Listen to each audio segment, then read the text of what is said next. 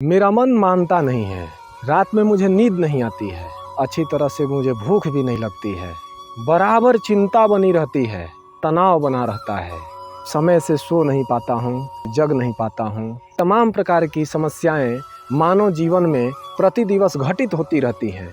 आइए हम देखते हैं इस वीडियो को।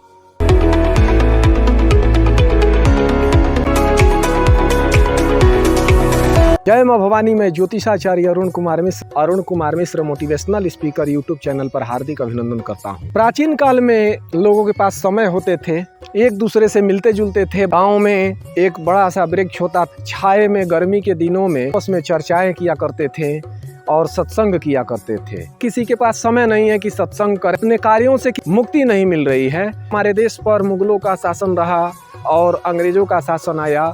उन काल में अपने लोगों को पहचानने में भूल करने लगे और हम सभी आपस में ही वैचारिक मतभेदों में उलझने लगे। भारतवर्ष के शहरी लोग तो व्यस्ततम दिनचर्या में व्यस्त हैं, अपने कार्य क्षेत्रों में व्यस्त रहते हैं। आज के समय में लोग अपने दुखों से परेशान नहीं हैं, दूसरे को सुखी देख करके लोग दुखी हो जाते हैं। किसी का बच्चा यदि डॉक्टर बन गया तो उसका बेटा डॉक्टर बन गया, तुम क्यों नहीं बने, तुम कैसे पढ़ाई में हो।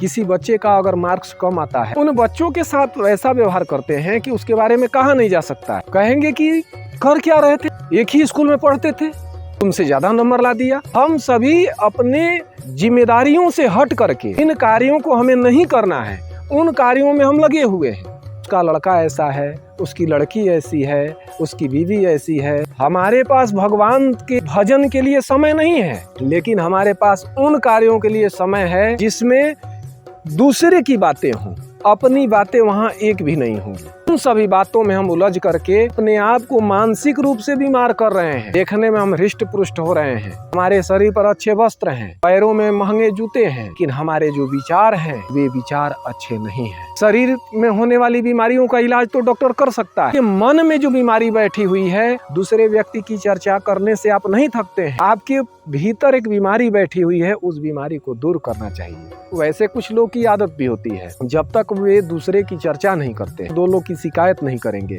तब तक उनको भोजन ही हजम नहीं होगा और फिर जाएंगे डॉक्टर के पास, मुझे नींद नहीं आ रही है, सिर में दर्द हो रहा है। ऐसा क्यों होता है? आप एक दिन मेरे कहने से इस बात को मानकर देखिएगा, फिर आनंद आ जाएगा। मैं ये नहीं कहता हूँ कि आप मशीन हो जाइए, किसी से बातचीत मत कीजिए, लेकिन कितना बोलना है और कब बोलना है यह सोचना होगा। तब तक आप नहीं सोचिएगा, सुबह से लेकर शाम तक बोलते रहिए, का कोई फायदा नहीं है। उन सब तथ्यों में कोई दम नहीं है। आप अपने दिनचर्या को पहले सही कीजिए, अपने समय से जगिए, समय से सोइए। ईश्वर की प्राप्ति में व्यवधान का और मानसिक अशांति का मूल वजह यही है। आज लोगों के ब्रेन हेमरेज हो रहे हैं, हार्ट अटैक कर रहे हैं। क्यों कर रहे हैं? कभी आप सोचे हैं? साधु महात्माओं के हार्ट अटैक क्यों नहीं होते हैं? आपने किसी नागा सन्यासी के बारे में सुना है जिसका हार्ट फेल कर गया हो या ब्रेन हेमरेज हो गया हो? कभी आप नहीं सुन सकते। किसी दंडी सन्यासी का, किसी भागवत के जो कथावाचक हैं उनका, हो ही नहीं सकता है। उनके पास फिजूल की बात करने का समय ही नहीं है। वे आपसे उतना ही बोलेंगे जितना आप जानने के अधिकारी हैं। आप दुकानदार के पास जाते हैं, अगर 10 रुपये का नमक मांगिएगा तो आपको 20 रुपये का नमक नहीं देगा।